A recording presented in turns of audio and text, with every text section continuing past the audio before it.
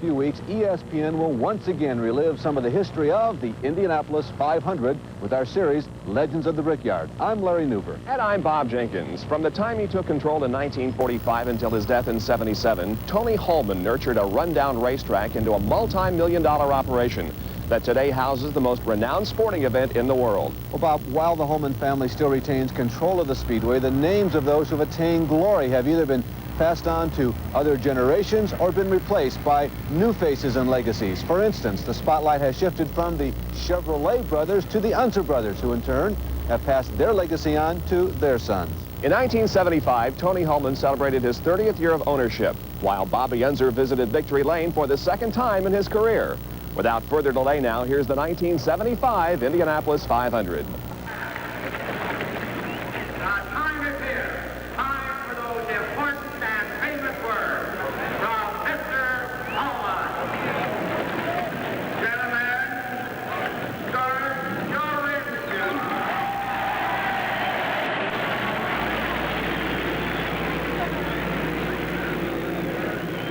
Is underway. All 33 cars are running, and in just a moment they'll be taking the green flag to start the 59th annual Indianapolis Speed Classic. Ahead are 500 rough miles with over $1 million in prizes at stake. Without question, this is the richest, most colorful, and famous auto race in the world.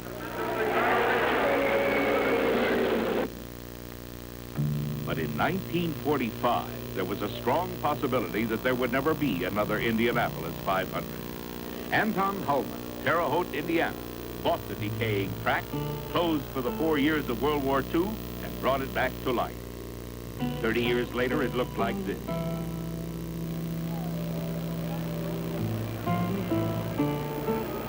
"20 years before Tony Holman bought the Speedway, Peter DiPaolo won the 500. The year was 1925. As I watch the boys out there after 50 years since my victory, I feel that I have contributed my little part towards the knowledge which they have gained in racing. And it's gratifying to see how fast the boys are going, 200 miles an hour, where I only averaged 101 for the 500. But of course, if anyone would have asked me in 1925, do you think they'll ever go 200 miles an hour, I'd say you better go see a psychiatrist. You're nuts. It is in the nature of competitive sport to excel. The problem is to keep pace with progress, which is the byproduct of this competition. To do this, Tony Holman has surrounded himself with professionals, men like Chief Steward Tom Binford and the United States Auto Club. But the basic essence of professionalism in auto racing comes from that sometime magical relationship which can exist between mechanic and driver. Each team projects a part of themselves into the car, which is their fast-moving creation. They know their business, and they are dedicated, for they are professionals, and this is their race. The spirit which makes a race driver is unchanging. It remains like a heroic moment captured forever in bronze. These men are professionals.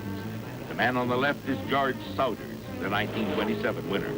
Beside him is Jimmy Jackson, who chased George Groveson over the finish line in 1946. It's nice when people remember you. Remember your name is Agajanian and want your autograph. Remember you've been a race promoter and car owner for almost 40 years. Being a part of the 500 is frequently a family tradition. Johnny Parsons won in 1950. His son Johnny Jr. is a talented professional driver. The name Vukovich is as much a part of the 500 today as it was in the 50s. Gary Bettenhausen continues the family tradition. Dwayne Carter, Sr. and Jr. And Mary Unser, mother of a professional racing family. Her husband Jerry was a racer. His toughest competitors were his brothers. And this is how it is today with Bobby and Al. It's qualifying time for the 1975 Indianapolis 500. On the track is Johnny Parsons Jr. The checkered flag, and he's in for his second race.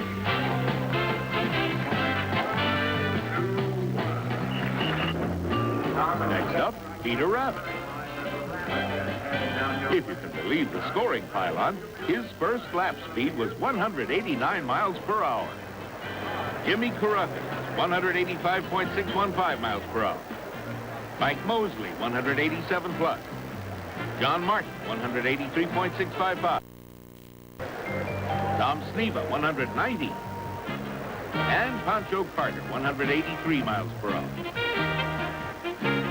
Johnny Rutherford of Fort Worth, Texas, claimed the lion's share of that $1 million purse last year, and he set the existing qualifying record in 1973. This will be his 12th Indianapolis 500, and like a true professional, he's out to win.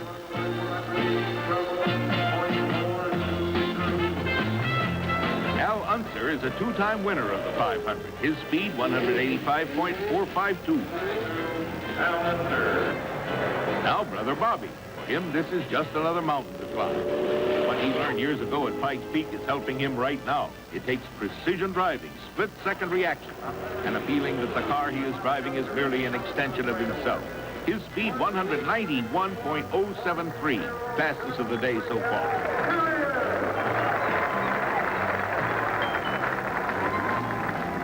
Gordon Johncock won the 1973 race, and he too would like to repeat. His speed, 191.652, is just slightly faster than Bobby.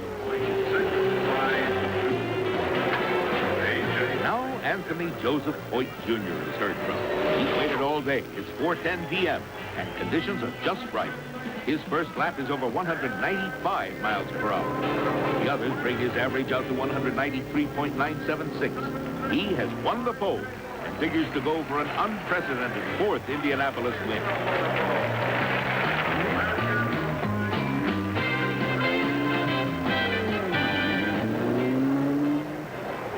Jerry Grant of Irvine, California, is a very fast race driver. He's also a quick change artist. Lloyd Ruby just a whisker under 187 miles per hour. And now Bill Puterville. While others have been winning the 500, he's been just trying to make the field. Since 1968, when he passed his driver's test, one thing or another has kept him out of the race. Now, by golly, he's done it. He's going to drive in the 500. First day is ended. The chance to win the pole position is gone. May the 11th, a new day. Dallenbach is ready, but the best he can hope for is 23rd starting position. 190.648 is a great speed, but it came a day late. Tom Bigelow spun coming out of turn 4, brushed the outside wall and continued on into the pits. He can still make the race. Mario Andretti practices to make up lost time.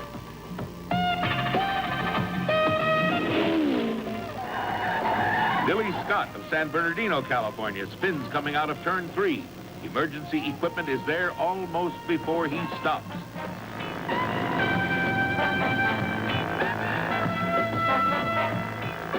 It's the last weekend of qualifying. Mario Andretti makes the field with 186.480 miles per hour.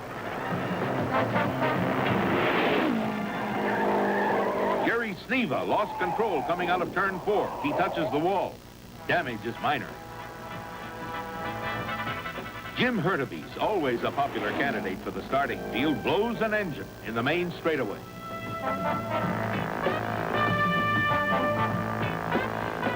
Then, with time running out, Tom Bigelow makes one last valiant effort to win a place in the field.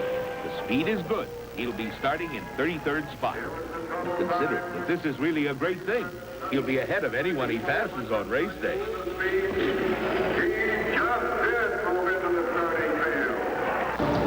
Dallenbach retired as an active driver after the 1979 season, returning only once in 1981 to qualify a car for Mario Andretti here at Indianapolis. But Dallenbach continues to be an active force in IndyCar racing. He serves as Kart's Director of Competition since 1980. And don't be surprised if you hear the name Dallenbach at Indy again. His son Wally Jr. was the 1985 and 86 SCCA Trans Am champion.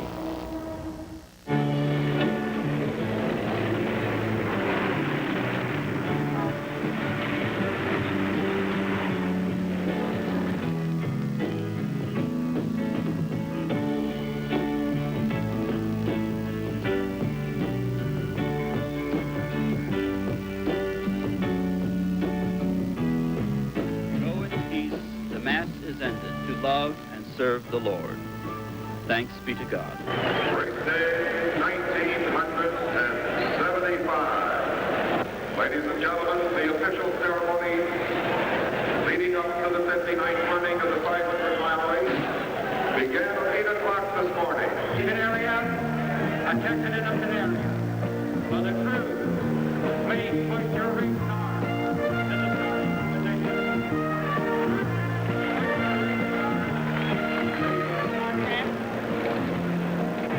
And the cars are just about to make their move. Continue with the ceremony. Get on the banks of the Romance.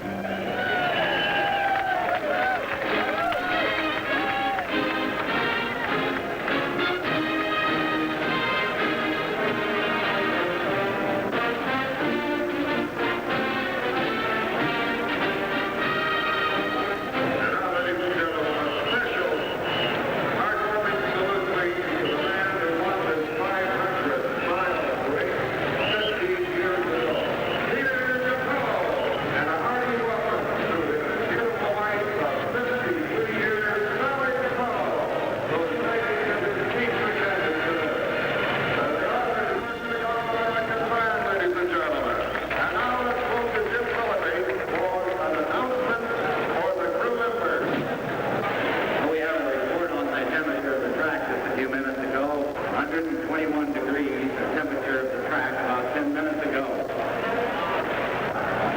Now, race fast. Our time is here. Time for those important and famous words from Mr. Hallman. Gentlemen, start your engine.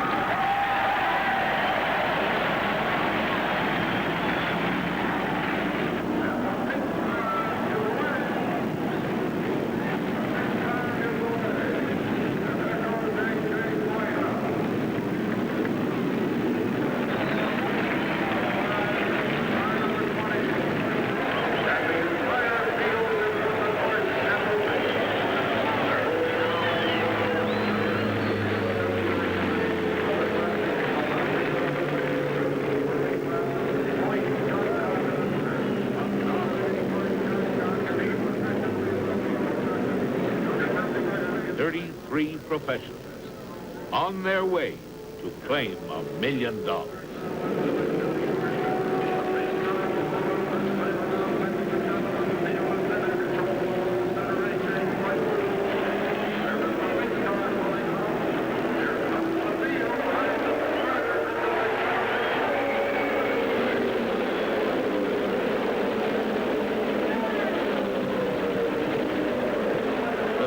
As it has been for 59 years, is fast and dramatic. There's something about watching $3 million worth of precision machinery dueling for a winning position.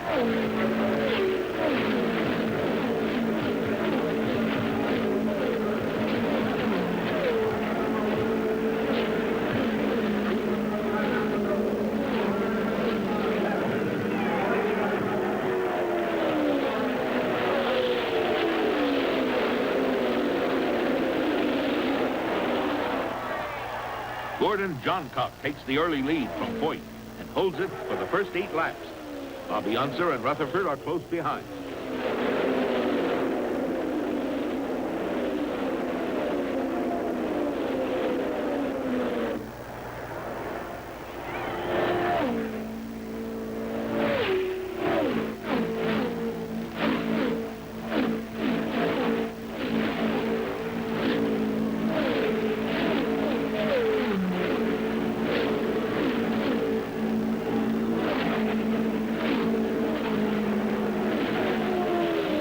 Lloyd Ruby is out on lap 7, a burned piston. Then Foyt moves up and passes Johncock to take the lead. The average speed at this time is 183 miles per hour.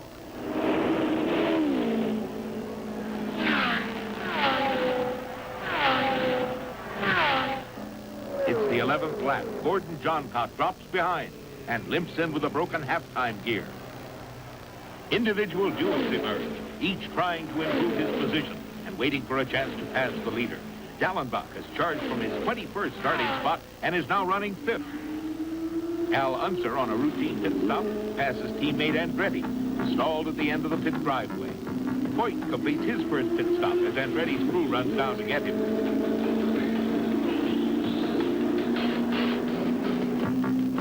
Bobby Unser comes in as Andretti makes the long, slow ride back to his pit for a restart. Gone by the wayside are the heavy jacks that used to require a lot of muscle to handle. The only thing needed today is the deft ability to handle a lightweight rubber hose. Several years later, Andretti and Unser would battle again for the prestigious victory, but the winner would be decided in a courtroom instead of the racetrack.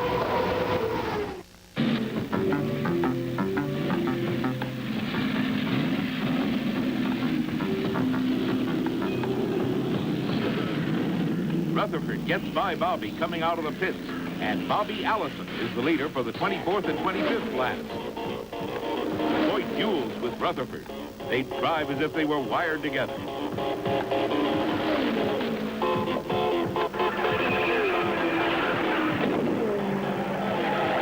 Turn 3 and the end of the race for Mike Hiss.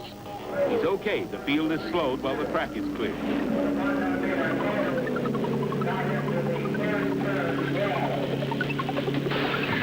Pancho Carter takes advantage of the caution light and comes in for fuel. Then the green flag is out, and it's 3 abreast down the main straightaway. Voigt is leading, and Bobby Unser comes in for another fuel stop. This one only takes 15 seconds pit time. Every man on that crew knows his job. They are a team of professionals.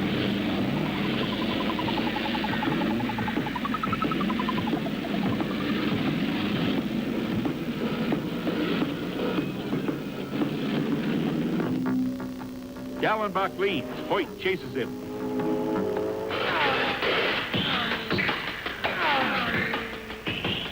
Al Unser, stalled at the start of the pit area, is pushed down for a restart. Halfway, 100 laps into the record book. Gallenbach has the lead again. Bobby Allison is out with a broken gearbox.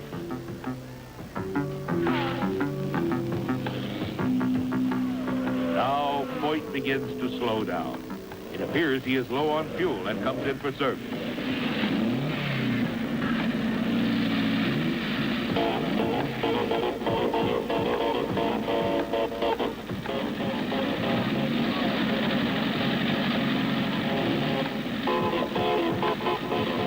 When he goes back to competition, he is a lap down on the leader, Wally Dallenbach, who has just taken over from Bobby Unser.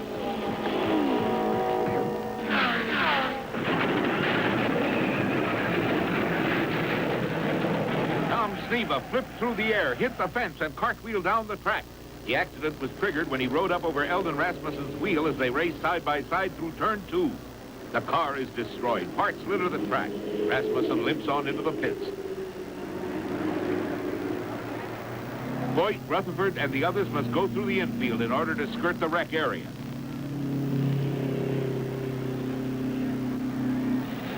Wally Dallenbach makes a pit stop under the yellow for 11 seconds. He holds his lead.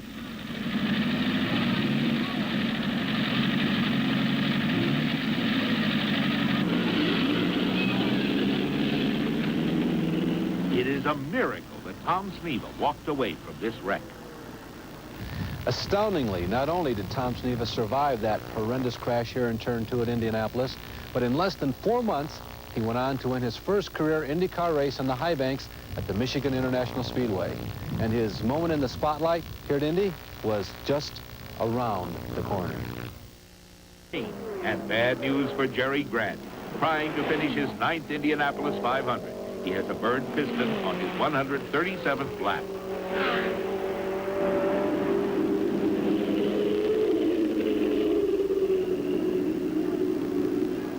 Wally Dallenbach suddenly slows down and starts for the pit. Another burned piston. He went from 21st starting position to 1st and dominated the race for a total of 96 laps.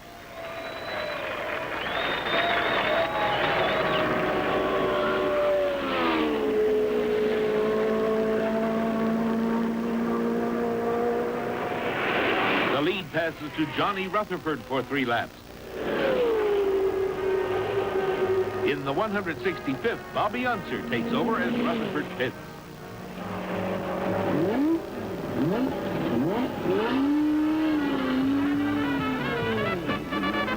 It's Gary Bettenhausen.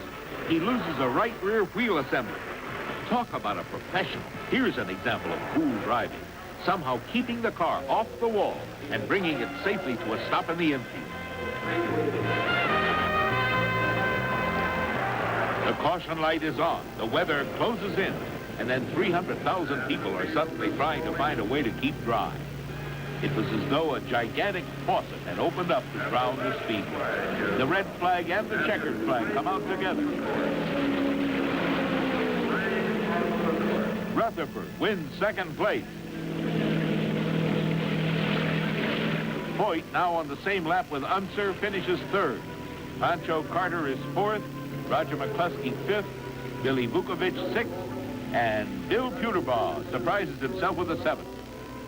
Each man brought a high degree of professionalism to this race, including Tony Hulman, happy to see his 30th 500. And Bobby Unser, very happy to win for his second time. One of the main things about winning here in Indianapolis is your car and the team. But a big part of it is a thing called desire. I'm quite sure that if this race had gone the full 200 laps, the results would have been exactly the same. Of course, Johnny Rutherford might have given me an argument about that, but I was quite sure after my 68th victory and my national championships that I could do it again. I guess this is what Daddy was trying to tell us boys when we were little. You make a lot of your own luck in this world. It's called desire. In a way, it worked for my brother Louis. It's kept him going. It certainly has worked for Al and myself. We have 2 Indianapolis wins apiece, and that's pretty doggone good for one family. You know, in 75, they should have used water wings instead of the traditional aerodynamic ones. That's right. Well, despite that wet finish, it was obvious the rain didn't dampen the spirits of Bobby Unser and his car owner, Dan Gurney. That was Gurney in the white shirt planting a kiss on Unser in Victory Lane. After 14 years of trying, he had finally captured the top spot at Indianapolis. Gurney's best finish as a driver was a pair of seconds, including 1968, when he was runner-up to a young upstart named Bobby Unser. Well, Bob, the fact is you could say that the decade beginning in 1968 was the decade of the Unsers, Bobby and Al. Now, 75 meant that in 8 years they had won the Indianapolis 500 4 times. They are the only brother duo to do that. And neither of them was finished yet. Each one of them would win the 500 at least one more time. And many in the racing community believe that it's only a matter of time before a third Unser, Al Jr., joins his famous father and uncle in Victory Lane at Indianapolis. And don't forget, there's also a mini Al coming. And remember driver Bill Puterbaugh, who was ecstatically pounding his steering wheel after making his initial 500 appearance in 8 years of trying?